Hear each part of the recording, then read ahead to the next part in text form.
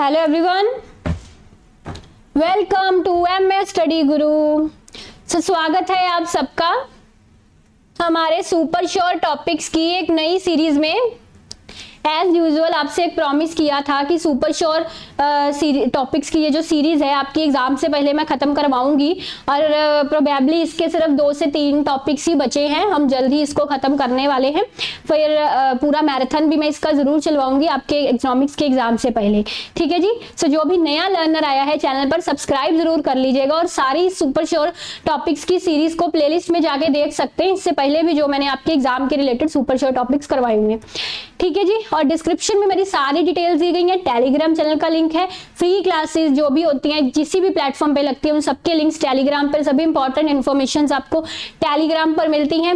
और अनअकैडमी की प्रोफाइल का लिंक भी डिस्क्रिप्शन पे दिया गया है, उस पर मेरी फ्री क्लासेस भी होती हैं। पूरा इकोनॉमिक्स का कोर्स मेरे साथ एक बार पढ़ लीजिए तो दोबारा आपको नेट इकोनॉमिक्स, जेआरएफ इकोनॉमिक्स की तैयारी के लिए कहीं और से इकोनॉमिक्स पढ़ने की जरूरत बिल्कुल भी नहीं पड़ेगी। ठीक है जी। तो अनअकैडमी की सब्सक्रिप्शन लेने के लिए भी आपको डिस्क्रिप्शन में मेरा कोड दिया हुआ है सिमर10। फिर मेरी यूजीसी नेट इकोनॉमिक्स की बुक भी आप ले सकते हैं, उसका लिंक भी आपको डिस्क्रिप्शन में दिया गया है। So let's start the today session. ध्यान से समझिए, पब्लिक इकोनॉमिक्स में आपकी जो शिफ्टिंग ऑफ टैक्सेशन वाली थ्योरी है इससे हर बार एग्जाम में क्वेश्चन पूछा जा रहा है। So that's why this theory is very important. इसके अलावा कुछ पब्लिक इकोनॉमिक्स के और 1-2 कंसेप्ट हम करेंगे जो आपके एग्जाम से रिलेटेड इंपॉर्टेंट है। तो ऐसा करते हैं, हम सबसे पहले इस थ्योरी की तरफ चलते हैं, theory of shifting of tax. ठीक है, ये वाली थ्योरी आपकी जो मार्शल वाली थ्योरी है। तो इस थ्योरी को ध्यान से समझिएगा। ये थ्योरी में ना असल में 3-4 केसेस है और इन केसेस से ही आपको एग्जाम में क्वेश्चन पूछा जाता है। अब जैसे इसमें केस 1 है कि जब elasticity of demand and elasticity of supply equal होता है। ठीक है, किसी भी प्रोडक्ट की elasticity of demand and elasticity of supply equal होता है तो उस केस में जो टैक्स का बर्डन है, टैक्स पे करने का जो बर्डन है वो इक्वली डिस्ट्रीब्यूट होगा कंज्यूमर्स एंड प्रोड्यूसर्स में। देखिए, कंज्यूमर साइड की इलास्टिसिटी मैं इसको बोलती हूँ, that means elasticity of demand. Producer side की इलास्टिसिटी को मैं बोलती हूँ इलास्टिसिटी ऑफ सप्लाई।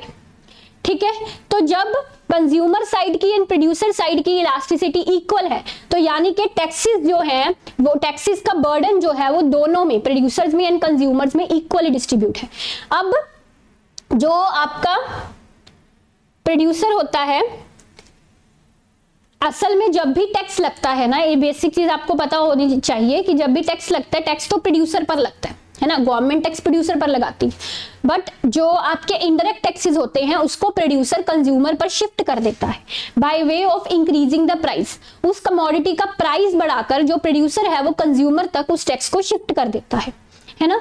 सो अब यहाँ पर प्रोड्यूसर पर भी फिर बर्डन इसका पड़ता है और जो कंज्यूमर है उसको भी इसका कुछ बर्डन बेयर करना पड़ता है in the way of increasing the price. समझ में आई मेरी बात? ठीक है ना। तो अब अगर elasticity of demand, elasticity of supply equal है यानी कि दोनों पे इक्वल बर्डन है। अगर इलास्टिसिटी ऑफ सप्लाई ज्यादा, ध्यान से एक बात को समझिएगा, elasticity and burden negatively related है। क्या है? नेगेटिवली यानी कि इनवर्सली रिलेटेड है। Elasticity and burden negatively related है। इलास्टिसिटी ज्यादा तो बर्डन कम, इलास्टिसिटी कम तो बर्डन ज्यादा। ठीक है। अगर इलास्टिसिटी ऑफ सप्लाई ज्यादा है यानी कि प्रोड्यूसर साइड की इलास्टिसिटी ज्यादा है, प्रोड्यूसर साइड की इलास्टिसिटी ज्यादा है तो प्रोड्यूसर पर बर्डन क्या होगा? कम पड़ेगा। ठीक है, कभी भी भूलोगे नहीं, इस तरह से याद रखोगे। टैक्स बर्डन बायर पर ज्यादा है सेलर से, यानी कि प्रोड्यूसर पर बर्डन कम है। क्यों? क्योंकि प्रोड्यूसर साइड की इलास्टिसिटी ज्यादा है। समझ गए इस बात को, है ना। अब इसी तरह से अगर इलास्टिसिटी ऑफ डिमांड ज्यादा है यानी कि कंज्यूमर साइड की इलास्टिसिटी ज्यादा है, अगर कंज्यूमर साइड की इलास्टिसिटी ज्यादा है तो यानी कि बर्डन कंज्यूमर पर कम होगा और प्रोड्यूसर पर ज्यादा होगा। ठीक है, more on the producer and less on the buyer, seller and producer same चीज। ठीक है। अब इसी तरह से उसने कहा है अगर elasticity of demand infinitely, perfectly, मतलब पर इनफाइनाइट का मतलब है कि बहुत ज्यादा इलास्टिसिटी, इनफाइनाइट इलास्टिसिटी, हद से ज्यादा इलास्टिसिटी। तो जब इलास्टिसिटी हद से ज्यादा, ठीक है, इलास्टिसिटी ज्यादा है, हद से ज्यादा है, तो बर्डन किस पर नहीं होगा? डिमांड की इलास्टिसिटी ज्यादा है, बर्डन किस पर नहीं होगा? कंज्यूमर पर बर्डन होगा ही नहीं। फिर सारा बर्डन किस पर होगा? प्रोड्यूसर पर होगा। ठीक है, क्योंकि कंज्यूमर साइड की इलास्टिसिटी इनफाइनाइट है, यानी कि कंज्यूमर पर जीरो बर्डन होगा, तो सारा बर्डन फिर किस पर होगा, प्रोड्यूसर पर।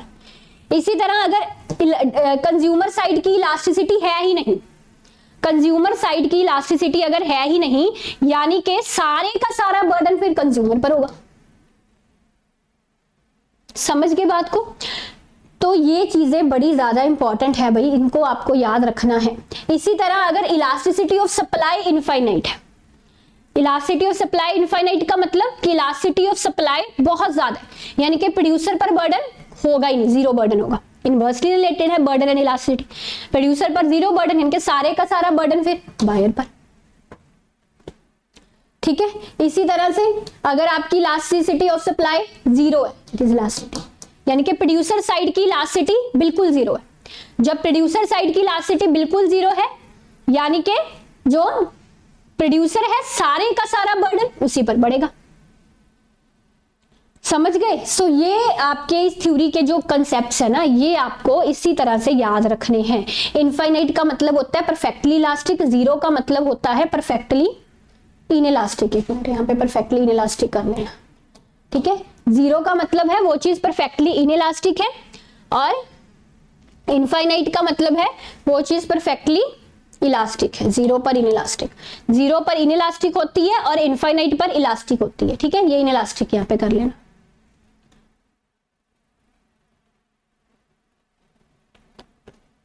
वैसे नॉर्मली ये क्या रहता है कि अगर आपकी इलास्टिसिटी ऑफ डिमांड इनफाइनाइट है, यानी कि परफेक्टली इलास्टिक है, तो इलास्टिसिटी ऑफ सप्लाई जो है वो फिर आपकी इनइलास्टिक रहेगी, है ना, मतलब कि वो जीरो रहेगी। इसी तरह अगर आपकी इलास्टिसिटी ऑफ डिमांड जीरो है, यानी कि परफेक्टली इनइलास्टिक है, तो जो आपकी इलास्टिसिटी ऑफ सप्लाई है वो परफेक्टली इलास्टिक रहेगी, है ना, उल्टी चलती है चीज। इसी तरह यहाँ पे सप्लाई इलास्टिक है तो यहाँ पे डिमांड इनइलास्टिक रहेगी, है ना। इसी तरह यहाँ पे elasticity of supply that is inelastic, तो डिमांड इलास्टिक रहेगी।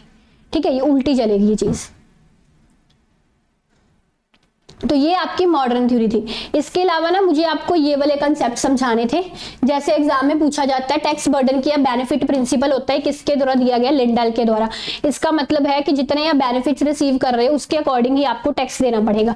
जैसे कि टोल टैक्स, अगर आप रोड का बेनिफिट ले रहे हो तो आपको उसका टैक्स देना पड़ेगा। इसी तरह एबिलिटी टू पे थ्योरी दी है सेलिगमैन ने। एबिलिटी टू पे थ्योरी का मतलब है कि जितनी आपकी पे करने की एबिलिटी है उसके अकॉर्डिंग आप टैक्स दे रहे हैं। जैसे कि आपका इनकम टैक्स, डायरेक्ट टैक्स, वो आप अपनी एबिलिटी टू पे के अकॉर्डिंग देते हैं। ठीक है ना, प्रोग्रेसिव टैक्स भी उसको बोल सकते हैं। इसी तरह ये तीन कंसेप्ट्स होते हैं आपके, इम्पैक्ट, शिफ्टिंग एंड इंसिडेंस। इनके बारे में पढ़ लीजिए। इम्पैक्ट ऑफ टैक्स यानी कि इमीडिएट बर्डन, जैसे कि गवर्नमेंट ने प्रोड्यूसर पर टैक्स लगाया, है ना, तो इमीडिएट बर्डन प्रोड्यूसर पर है, यानी कि टैक्स का इम्पैक्ट प्रोड्यूसर पर पड़ रहा है। शिफ्टिंग ऑफ टैक्स, फिर प्रोड्यूसर इस टैक्स को शिफ्ट कर देता है कंज्यूमर पर, प्राइसेस को बढ़ाकर, that means shifting the burden of tax from one two another person.